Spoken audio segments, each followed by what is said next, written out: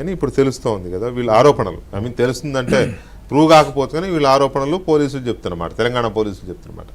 So దాన్ని బట్టి ఇక్కడ మనం అక్కడ జగన్ అనడం దానికి ఆధారం ఇవి అనుకోవచ్చా? ఇప్పుడు ఒకటండి, కేసీఆర్ గారికి జగన్మోహన్ రెడ్డి గారికి ఉమ్మడి శత్రువు రాజకీయ ప్రత్యర్థి చంద్రబాబు నాయుడు గారిని పొలిటికల్గా ఫినిష్ చేయాలనేది వాళ్ళ ఉమ్మడి ఎజెండా. తెలంగాణలో తెలుగుదేశం పార్టీని ఫినిష్ చేయాలనేది కేసీఆర్ గారి ఎజెండా. దానికోసం కేసీఆర్ గారు జగన్మోహన్ రెడ్డి గారిని ఎంకరేజ్ చేస్తూ వచ్చారు. ఇక్కడ ఇద్దరు సీఎంలుగా ఉండగా ప్రధానంగా జగన్మోహన్ రెడ్డి గారు చేసినటువంటి ద్రోహం ఏంటంటే రాష్ట్రానికి మనకి ఏదైతే పునర్వ్యవస్థీకరణ చట్టం ద్వారా ఉమ్మడి ఆస్తుల విభజన ఉంటుంది, దాని గురించి పట్టించుకోవాలి. తర్వాత ఆంధ్రప్రదేశ్కి దాదాపుగా ఒక 6,000 కోట్లు తెలంగాణ ఇవ్వాల్సి వస్తే దాని మీద ఎప్పుడూ మాట్లాడలా. అసలు ఏది కూడా పట్టించుకోలేదు. అంటే తెలంగాణకి చాలా ఆంధ్రప్రదేశ్కి సంబంధించిన ఆస్తులు అట్లా ఇచ్చేశారు. మనకు గుర్తుంది కదా, 46,000 కోట్లు విలువైన ఇచ్చారు. చాలా లేదు గట్టిగా పట్టుపట్టడం అనేది లేదు అసలు ఎక్కడ కూడా. అంటే రాష్ట్ర ప్రయోజనాల కోసం ఆయన ఎక్కడ కూడా గట్టిగా పట్టుపట్ల. అంటే మీరేమో ఆంధ్రప్రదేశ్ ప్రయోజనాల కోసం జగన్ పట్టుపట్టలేదని మీరు అనుకుంటున్నారు.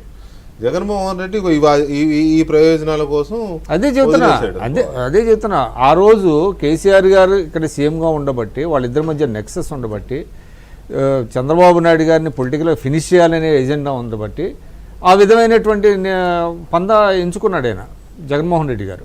ఆ విధంగా లేకపోతే ఏ ముఖ్యమంత్రి కూడా రాష్ట్రానికి సంబంధించినటువంటి ఆస్తులని కాపాడుకోవాలి కదా, కాపాడుకునే ప్రయత్నం చేయలేదు కదా. ఎందుకు చేయలేదు అంటే కేసీఆర్ గారిని యాంటాగనైజ్ చేయడం ఆయనకి ఇష్టం లేదు. అందువల్ల ఆయనకి ఏంటంటే ఏదో అత్త సొమ్ము అల్లుడు దానం చేసినట్టుగా అట్లా వెళ్ళిపోయింది. ఆయన సంపాదించిన ఆస్తులన్నీ హైదరాబాద్లో ఉన్నాయి. అందువల్ల అది చేశారు. ఆ క్రమంలోనే చంద్రబాబు నాయుడు గారి ఫోన్ ట్యాప్ జరిగింది, తర్వాత సబ్సిక్వెంట్గా జరిగినటువంటి అన్నీ. కాబట్టి ఇప్పుడు ఇవన్నీ ఏంటంటే ఆ లింక్స్ అన్నీ యాడ్ అవుతున్నాయండి, ఒకటి యాడ్ అవుతున్నాయి. ఆ క్రమంలోనే ఇవాళ చాలామంది ఫోన్లు జగన్మోహన్ రెడ్డి గారు ట్యాప్ చేసి ఉండొచ్చు. ఎందుకంటే ఏదో రకంగా మళ్ళీ ఫినిష్ చేసేయాలి, మళ్ళీ అధికారంలోకి రావాలి అనేటువంటి ఒక దీంతోనే ఇదన్నీ జరిగినట్టుగా ఉంది. దానికి ఏంటంటే ఆ రోజు ఉన్నటువంటి ఇక్కడ ప్రభుత్వం కూడా సహకరించింది అనేది చాలా క్లియర్గా కనబడుతుంది. ఇంకా రేపొద్దున ఇంకా ఫర్దర్గా దీంట్లో ఇంకా ఇన్ డీటెయిల్గా డెప్త్గా వెళ్తే అనేకమైనటువంటి వాస్తవాలు కూడా బయటపడేటువంటి అవకాశం ఉంది. ఇప్పుడు దీంట్లో ఇప్పుడు బీజేపీ లీడర్ల ఇవి కూడా జరిగినాయి అంటున్నారు, కాంగ్రెస్ లీడర్లు జడ్జీలు కూడా బండి సంజయ్ కూడా అంటున్నారు. బండి సంజయ్ కూడా అన్నారు. ఇప్పుడు ఇవాళ పోలీసుల ద్వారా అనధికారికంగా వస్తున్న సమాచారం ఏంటంటే చెప్పాడు కదా, ఒకే రోజు 600 మంది. ఇది చాలా అంటే మనకి మీ ఎక్స్పీరియన్స్ ప్రకారం దీంట్లోకి కేంద్ర దర్యాప్తు సంస్థలు ఎంటర్ అవ్వాల్సిన అవసరం ఉందనుకుంటున్నారా?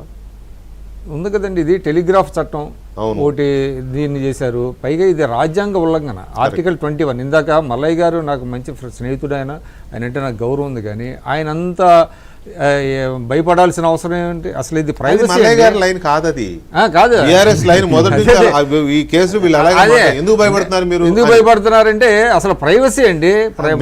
చేసాము చేయలేదని చెప్పట్లా, మీరు ఎందుకు భయపడుతున్నారు? ఫర్ నో రీజన్ అసలు ఎవరిది చేయకూడదు. అది చాలా ఆర్టికల్ 21 ప్రకారం అసలు అది టెలిగ్రాఫ్ చట్టం ప్రకారం 1885లోనే వచ్చింది. భయంకరమైన క్రైమ్ కదా, క్రైమ్ అది 3 సంవత్సరాలతో పాటు ఉంది. రైట్ కిరణ్ గారు, ఇక్కడ ఇప్పుడు అన్నచెల్లెలిద్దరి మధ్య ఆస్తి తగాదాలు ఉండొచ్చు, ఇంకేదైనా తగాదాలు ఉండొచ్చు, లేదు పొలిటికల్గా ఇంత కష్టపడితే నాకు పార్టీ జనరల్ సెక్రటరీ ఇవ్వలేదనో, లేకపోతే నాకు రాజ్యసభ ఇస్తానని ఇవ్వలేదనో ఆవిడకుండే ఉంటాయి కదా.